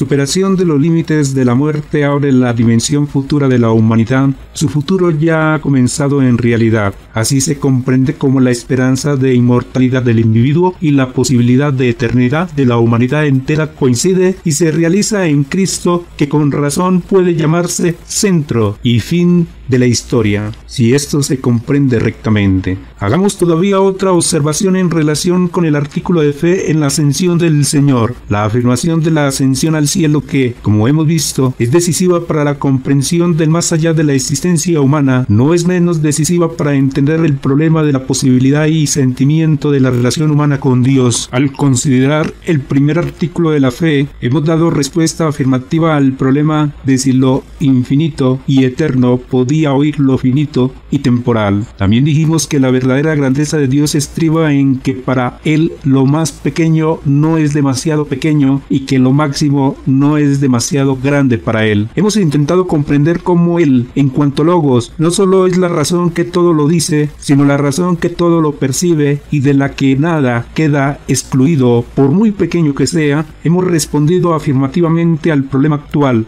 si Dios puede oír, pero todavía queda un problema por resolver. Alguien a raíz de nuestras afirmaciones podría decir, bien, es cierto que Dios puede oír, pero podría preguntarse, ¿puede escuchar? ¿No es la oración de súplica un grito que la criatura lanza a Dios, un truco piadoso que eleva psíquicamente al hombre y lo consuela, porque muy pocas veces es capaz de otras formas de oración? ¿No es todo esto una simple forma de relacionar al hombre con la trascendencia, aunque en verdad nada sucede ni puede cambiarse? Lo que es eterno sigue siendo eterno, lo que es temporal, temporal. ¿Hay algún camino que vaya de uno al otro? Tampoco podemos estudiar esto en todos sus detalles. Eso pediría un profundo análisis crítico de los conceptos tiempo y eternidad. Deberíamos estudiar su fundamento en la antigüedad y la unión de esta idea con la fe bíblica, cuya realización es la raíz de nuestro problema. Tendríamos que reflexionar nuevamente sobre la relación del pensar técnico y naturalista con el de la fe.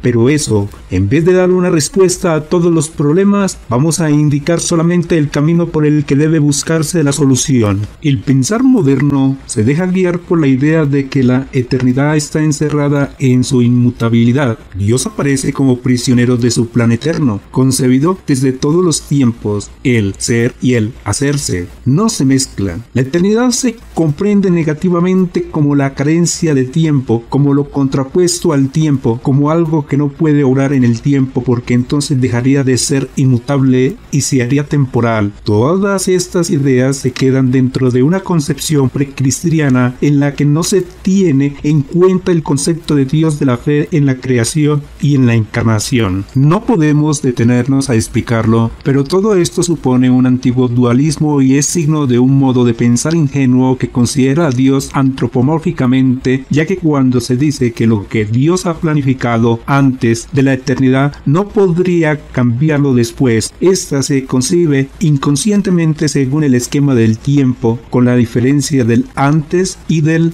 después. Página 156. La eternidad no es lo más antiguo, lo que existía antes del tiempo, sino lo totalmente otro, lo que es hoy en relación con el tiempo precedente, lo que es realmente actual en relación con él, no está encadenada a un antes y a un después, sino que es el poder de la actualidad de todo tiempo. La eternidad no existe junto al tiempo, sin relación ninguna con él, sino que es el poder creador de todo tiempo que mide el tiempo precedente en su propia actualidad y que crea así su poder ser. No es la carencia de tiempo, sino su extensión. Por ser hoy contemporáneo a todos los tiempos, puede obrar también en el tiempo. La encarnación de Dios en Jesucristo, en virtud de la que el Dios eterno y el hombre temporal se une en una única persona, no es sino la última concreción de la extensión temporal de Dios. En la existencia humana de Jesús, Dios ha cogido el tiempo y se ha metido en él. En él se nos presenta personificada la extensión temporal de Dios. Como dice Juan, Cristo es verdaderamente la puerta entre Dios y el hombre. Pueden leerlo en Juan capítulo 10 versículo 9. su mediador, 1 de Timoteo capítulo 2 versículo 5, en quien lo eterno tiene tiempo. En Jesús nosotros, hombres temporales, podemos dirigirnos a lo temporal, a nuestros contemporáneos en el tiempo. En Él, que es tiempo con nosotros, tocamos simultáneamente lo eterno, porque Él es tiempo con nosotros y eternidad con Dios. Hans Urs von Balthasar ha explicado profundamente el significado espiritual de estas observaciones, aunque dentro de otro contexto. Recuerda cómo Jesús durante su vida terrena no estuvo sobre el tiempo y el espacio, sino que vivió en medio de su tiempo y en su tiempo. Cada línea del Evangelio nos hace encontrarnos con la humanidad de Jesús, que lo colocó en su tiempo. Bajo muchos puntos de vista, la vemos hoy día más vital y clara que los periodos anteriores, pero estar en el tiempo, no es solo un ámbito exterior cultural histórico, detrás del cual, pero independientemente de él, podríamos encontrar lo supratemporal de su propio ser. Es más bien un contenido antropológico que determina profundamente la forma del ser humano. Jesús tiene tiempo y no realiza anticipadamente en impaciencia culpable la voluntad del Padre. Por eso el Hijo, que en el mundo tiene tiempo para Dios, es el lugar originario donde Dios tiene tiempo para el mundo. Dios no tiene otro tiempo para el mundo, sino en el Hijo, pero en Él tiene todo tiempo. Dios no es prisionero de su eternidad. En Jesús tiene tiempo para nosotros. Por eso Jesús es realmente la sede de la gracia, a quien podemos acercarnos con plena confianza en todo tiempo. Podemos leerlo en Hebreos capítulo 4, versículo 16. Estamos finalizando la página número 157. Desde allí ha de venir a juzgar a los vivos y a los muertos. Rudolf Bultmann enumera entre las concepciones que ha despachado el pensamiento moderno la fe en el final del mundo, inaugurado por el Señor que vuelve a juzgar, lo mismo que la ascensión y el descenso los infiernos. Todo hombre inteligente está convencido de que el mundo sigue adelante como ya lo ha hecho por casi 2000 años después del anuncio escatológico del Nuevo Testamento. Tal purificación del pensamiento parece necesaria, ya que en esta materia el mensaje bíblico indudablemente contiene elementos fuertemente cosmológicos, cae por tanto dentro del espacio que se nos presenta como el mundo de las ciencias naturales. Sin embargo, cuando se habla del fin del mundo, la palabra mundo no significa primariamente el cosmos físico, sino el mundo humano, la historia humana. Esta forma de hablar indica que este mundo, el mundo de los hombres, llegará a un fin querido y realizado por Dios, pero no hemos de negar que la Biblia presenta este acontecimiento esencialmente antropológico con imágenes cosmológicas y en parte políticas. Es difícil decidir hasta dónde se trata solo de imágenes y hasta qué punto las imágenes expresan el contenido de la cosa. Diremos solamente unas palabras sobre la gran concepción bíblica del mundo. Según la Biblia, el cosmos y el mundo no son grandezas puramente separables, como si el cosmos fuese el escenario accidental del hombre, como si el hombre pudiese realizarse separado de él. El mundo y el hombre se relacionan necesariamente de tal modo que son inconcebibles tanto una humanidad sin mundo como un mundo sin hombres. Lo primero nos parece hoy día evidente, pero lo segundo no nos es plenamente comprensible después de las observaciones hechas por Taylor. Partiendo de esto, nos sentimos incitados a afirmar que el mensaje bíblico del fin del mundo y de vuelta del Señor no es pura antropología en imágenes cósmicas, tampoco presentaría un aspecto cosmológico frente a otro antropológico, sino que en la íntima consecuencia de toda la visión bíblica mostraría la unidad de la antropología y de la cosmología en la definitiva cristología, y en ella el fin del mundo que en su doble construcción de cosmos y hombre alude a esa unidad como a su meta final. El cosmos y el hombre, que aunque a veces se contraponen, pertenecen uno al otro, serán una misma cosa mediante su compleción en lo más grande del amor que supera y abarca el bios, como ya dijimos antes. Vemos ahora cómo la escatología final y la ruptura realizada en la resurrección de Jesús son realmente una cosa. Es pues evidente porque el Nuevo Testamento presenta con razón la resurrección como lo escatológico. Expliquemos algo más hemos lo afirmado antes de proseguir nuestro camino. Hemos dicho antes que el cosmos no es un ámbito exterior de la historia humana, que no es un edificio estático, una especie de continente en donde aparece toda clase de seres que muy bien podría estar en otro recipiente. Afirmamos positivamente que el cosmos es movimiento, que no solo se da en él una historia, sino que él mismo es historia. No solo forma el escenario de la historia humana, sino que es también, antes de ella y con ella, historia, antes de ella y con ella. En último término, solo se da una historia mundial que todo lo abarca y que en sus altos y bajos, en sus avances y retrocesos, sigue una dirección total que camina hacia adelante. Cierto que quien solo considere una parte, por muy grande que sea, creerá ver un círculo siempre igual. La dirección no puede verse, solo puede verla quien comience a contemplar todo. Ahora bien, como ya dijimos antes, en este movimiento cósmico el espíritu no es un producto accidental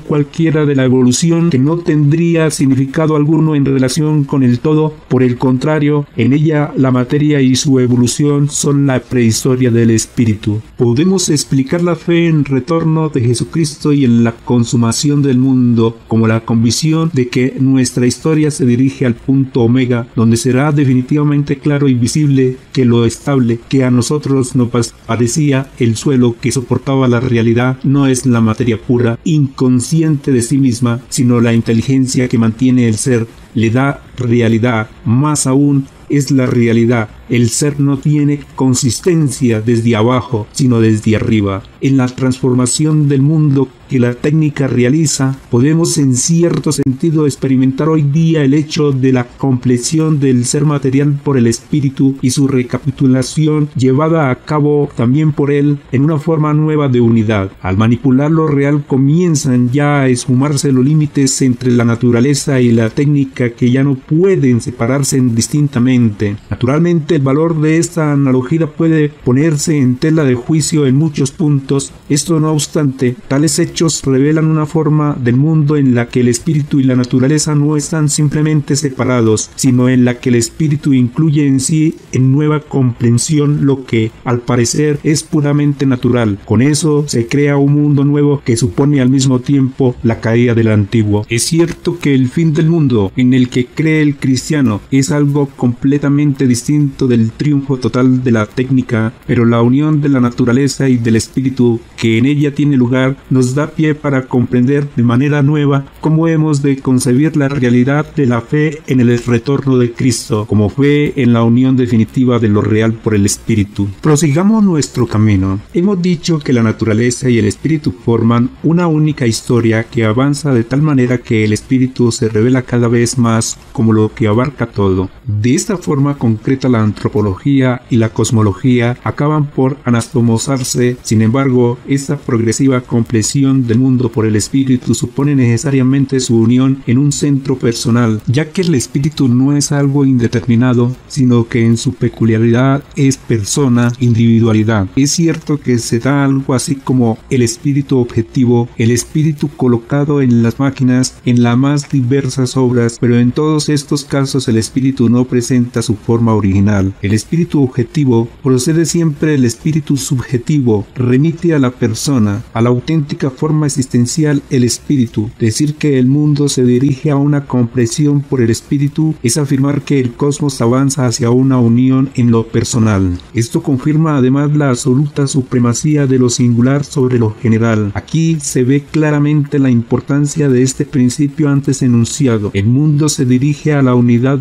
en persona. El individuo da sentido al todo, no al revés. Esto justifica además el aparente positivismo de la cristología, de la convicción tan escandalosa para los hombres de todos los tiempos según la cual un individuo es el centro de la historia y del todo. Este positivismo se nos muestra ahora renovado en su infinita necesidad. Si es cierto que al fin triunfa el espíritu, es decir, la verdad, la libertad y el amor, a última hora no vence una fuerza cualquiera, sino un semblante. La omega del mundo es un tú, una persona, un individuo. Al fin, la comprensión y unión de todo lo abarca infinitamente. Será la unión definitiva de todo colectivismo, del infinitamente de la pura idea, también de la llamada idea del cristianismo. El hombre, La persona predomina siempre sobre la pura idea.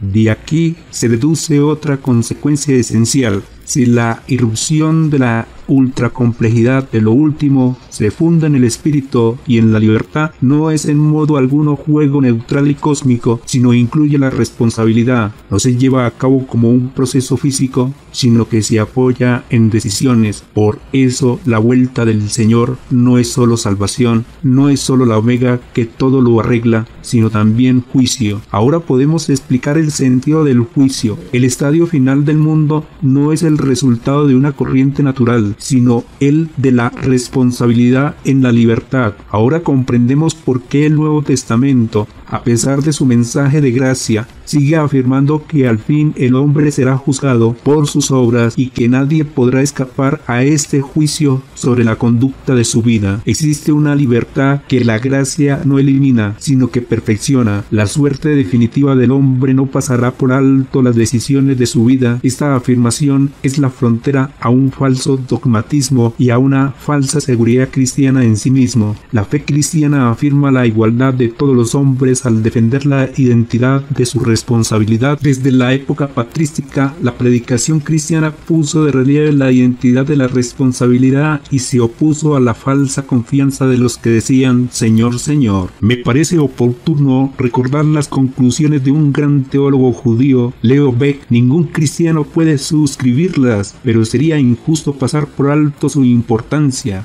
B afirma que la existencia especial de Israel se transformó en conciencia del servicio al futuro de la humanidad. Se exige la peculiaridad de la llamada, pero no se anuncia el exclusivismo de la salvación. El judaísmo nunca entró en la estrechez del concepto de una iglesia que pretendiese ser la única santificadora, donde no conduce a Dios la fe, sino la obra, donde la comunidad presenta a sus miembros el ideal y la tarea como signo espiritual de pertenencia. La posición con relación a la fe no puede garantizar la salvación. Beck afirma después que este universalismo de la salvación fundada en la obra cristalizó manifiestamente en la tradición judía hasta que por fin se plasmó claramente en el proverbio clásico: también los justos no israelitas participan en la salvación eterna. Nos quedamos perplejos cuando Beck continúa diciendo que para apreciar el contraste en toda su grandeza, hay que comparar con esta frase la descripción de Dante del lugar de la condenación de los mejores paganos y de las innumerables imágenes terribles que responden a las ideas de la iglesia de los siglos anteriores y posteriores. Casi todo el texto es impreciso y contradictorio. Sin embargo,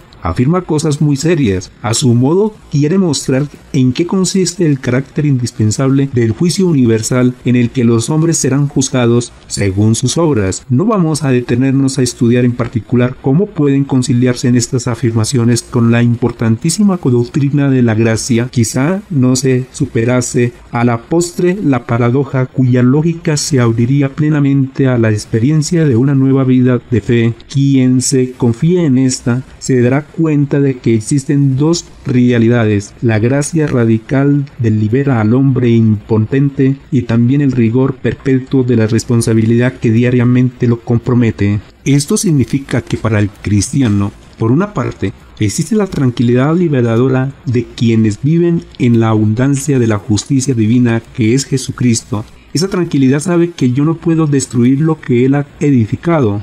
El hombre sabe que su poder de destruir es infinitamente mayor que su poder de construir, pero ese mismo hombre sabe que en Cristo el poder de construir se reveló infinitamente fuerte. De ahí nace la libertad profunda, el conocimiento del amor infinitente de Dios que siempre nos es propicio a pesar de todos los extravíos. Sin miedo podemos realizar nuestra obra. Ya no da miedo porque ha perdido su poder destructivo. El éxito del mundo no depende de nosotros, está en las manos de Dios. Por otra parte, el cristianismo sabe que su obra no es ni algo arbitrario ni un juego poco serio que Dios pone en sus manos. Sabe que ha de responder, sabe que como administrador se le pedirán cuentas de lo que se le ha confiado. Solo hay responsabilidad donde hay alguien que examina. El artículo sobre el juicio pone ante nuestros ojos el examen al que será sometida nuestra vida. Nada y nadie puede hacernos tomar a la ligera el inaudito alcance de tal conocimiento que demuestra la urgencia de la vida en la que estriba su dignidad, a juzgar a los vivos y a los muertos. Solo Él juzgará, ningún otro. La injusticia del mundo no tiene la última palabra, ni se disuelve en un acto gracioso, general e intrascendente. Hay, por el contrario, una última instancia a la que podemos apelar para que se haga justicia y el amor pueda realizarse. Un amor que destruyese la justicia sería injusticia, caricatura del amor.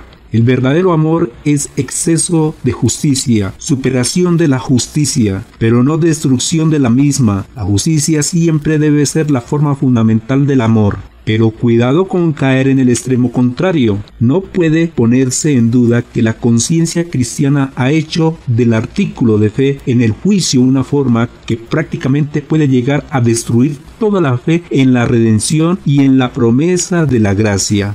Vemos como ejemplo la profunda contraposición entre el Maran Atá y el Dies Irae.